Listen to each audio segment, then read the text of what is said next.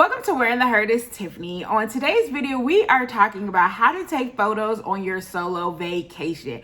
You all know we got to get them photos for the gram, for Facebook as a content creator, got to get those YouTube videos. And so people always tell me, your pictures are so beautiful. What are you doing? How are you getting them? So I said, all right, let's make a video about it so we can let you know several different ways of how I achieve those bomb photos that's on my Instagram, on my Facebook, on my blog, and on the YouTube channel. All right, let's get straight into it. Where in the Herd is Tiffany, where we talk about travel, lifestyle, and mental health. Follow us on Instagram at Sweet Tiffies, Twitter at Sweet Tiffies, Facebook Sweet Tiffies Inspiration, and Tiffany-Travel.com. Don't forget to hit the subscribe button. Let's start off with number one. So our number one tip is to ask somebody to take your photos. Like, this is the one that I do all the time. There is no magic trick to it. There is no science to it. I literally will look around for people and be like, who can take my photo? Obviously, if it's just any old body, then I will kind of direct them. I'm like, hey, well, can you hold the camera this way? Can you put it on photo mode? Can you stand back a little bit further? Another type of people to look for is look for somebody that's already taken somebody else's photo. If I see somebody on the ground taking somebody's photo, I'm like, hey, can you be next? Can you take my photo next? So kind of find those people that looks like they know what they're doing, okay? And I will say, before you hand that phone back, make sure you check that picture, because I've gotten some pictures I'm like, ooh, I don't know, after they've gone, right? And then sometimes people know that we're in the age of taking photos, so they'll be like, well, look at it. Is that okay? Would you like me to take another one? And it's funny because the most common question that's asked when I say just ask somebody, they always say, but what if they steal your phone, or what if they steal your camera? Luckily, knock on wood, I have not had that to happen. If that does happen, be prepared to run or scream or whatever the case is to try to get your stuff back. But we're going to say it's not going to happen, and they're going to take our photos. It's going to be bomb, and they're going to give us back our phone without taking it. So just trust the instincts and trust that all will go well.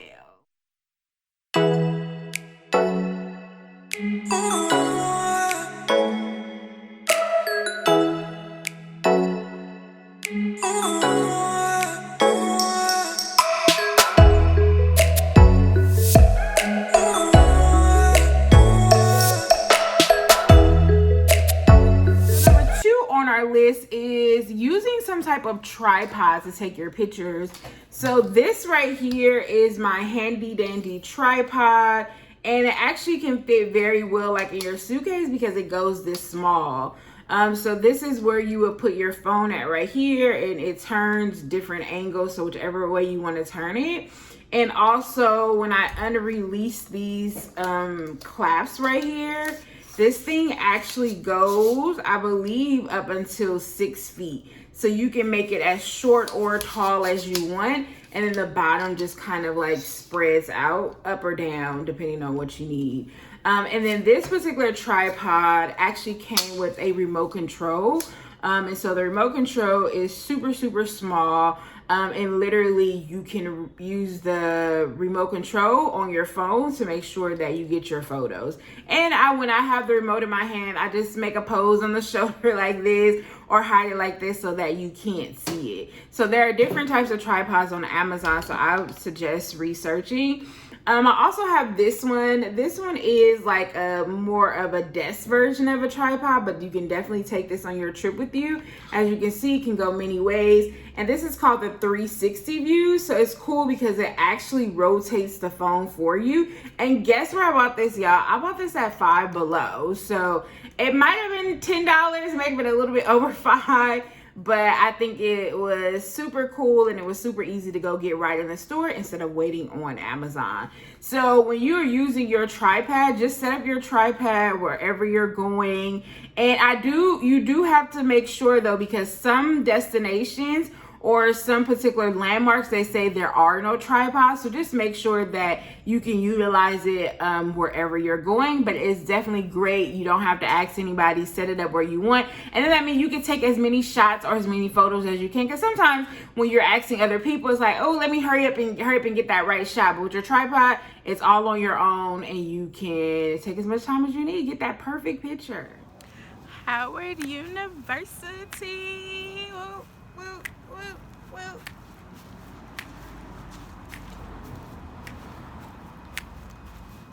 Proud alumni here, rocking my pearls and my checks. Number 3 on our list is hire a photographer. Get your photo shoot on, okay? I did my first photo shoot in Morocco, and the pictures came out so bomb. I actually hired them on Airbnb Experiences, and I think it was like less than 20 bucks, and I kid you not, I probably got about 30 different photos and different styles and different locations, and they turned out really, really nice. So I think it's a great way to treat yourself. I also think it's like a souvenir, but a photogenic or a digital souvenir of your time. And so I highly recommend it. There's also another site where you can actually book photographers specifically in different countries.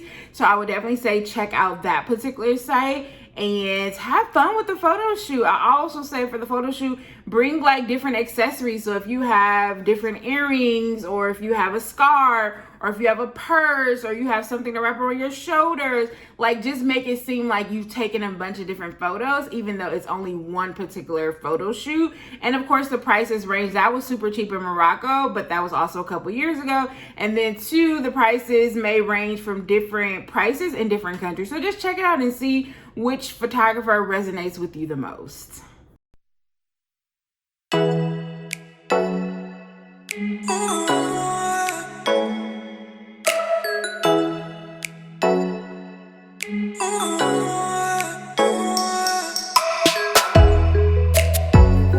Use a drone. So you know that little thing that you see flying up in the air? Like that's a good way because it's remote control and it's high above. So I like that too, because you can also get footage of places around you and yourself. So I think you have 2 in 1, and it can also be made into a video. So check out the different styles of drone. I think they have older versions and newer versions. You don't even necessarily need the newer versions. You just need a version that will get the job done. But I also say be careful too in particular countries, read the rules to see if drones are acceptable, because I have heard of people saying their drone got taken away at the airport and they didn't give it back until the trip was over. So I would definitely say check it out before you take it, because there's no sense of bringing it if you can't have it. But for the most part, I hear that it's okay. Or it may be, they may say, okay, you can bring it into the country, but it can only be flown certain times. So just definitely check out those rules before you use that.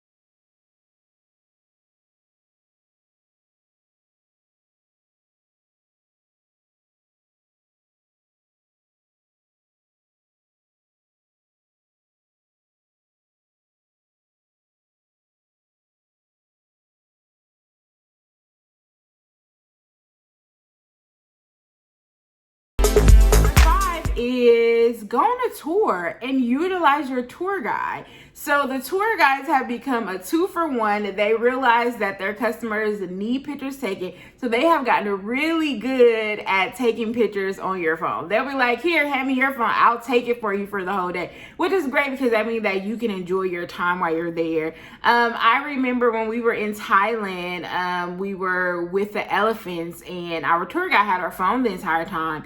And my cousin actually fell off of her elephant. We can laugh about it now. Well, we laughed about it in that moment because she wasn't harmed. She knows how to swim.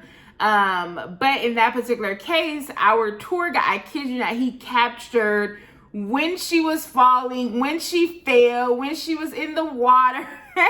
So he like literally caught all these things that I wouldn't have caught because I'm enjoying washing up the elephants. I wasn't even paying attention to her, kind of looked over and seen what had happened. So the tour guides are awesome. If they don't know how to take photos, teach them, okay? But for the most part, they know what they're doing. And also on the tours, it's a great way to meet people as a solo traveler. And if the tour guide can't take your photos, then there's somebody else on the trip that can help take your photos for you. So you got a lot of different things going, a lot of benefits of taking a tour.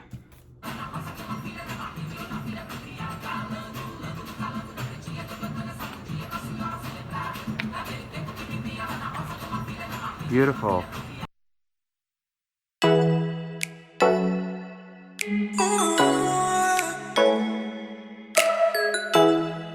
Number 6 we have is our GoPro. So a GoPro is this small little camera. I have one. And I think I bought it at Best Buy. And so the GoPro is good for like underwater activities because don't use your phone under. I've done that in Cuba and messed up my phone. So definitely take the GoPro. And the GoPro is good like if you're on land, underwater, and they have different accessories that you can utilize as well. And so for the GoPro, you can literally just put it in video mode and then capture the photos from there, or you can use the video footage as well. But I definitely think it's a great tool to capture photos and get all the accessories that go with it, because that'll make things easier when you are taking photos depending on what you're doing. So check out that GoPro. 7 on our list is very simple. Use your phone. Use your own phone, okay? So with your phone, you can prop it up against a book, prop it up against a water bottle, prop it up on the ground. Like there's different props that you can use. And then the cool thing about your phone is these phones has photo mode that looks like a professional photo. And then the other thing is it has a timer on there. I think it has a 10-second timer and a 3-second timer. So you got time to photo shoot, pose. And I think on that timer too, I think it's also taking different photos while you're posing as well. So you have a lot of different options to play around with. Obviously this one might be a little bit harder if you don't have a stand or something like that. But like I said, be creative while you're taking these photos. And again, the cool thing about the taking your own photos is, again, you don't have to rush. You have time to be creative. You have time to be like, okay, I took 20 poses this way. I need to take a 30 this way. And the more photos you have, the more options that you have to choose from. Or go press on the video camera. You know, with your video camera, you can then freeze and make photos. I wish I would have done that when I met Chris Brown in Tulum, Mexico. I took a photo, I took a selfie, and it came out horrible. It was blurry, you could barely see it. I'm like, why didn't I just do a video? That way, the video could have recorded what he was saying, a quick happy birthday message, and we could just screenshotted the photo. But now we know, so I know these things, and so now I'm able to teach you. I hope you enjoyed this video. I hope that you got some tips of how to take your photos on your solo trip. Let me know which ones you utilize, which one is your favorite, or tell me your top 3. What are your top 3 favorite ways to take a photo while you're on a solo trip? All right, peace. And take some cute photos and post it to the gram.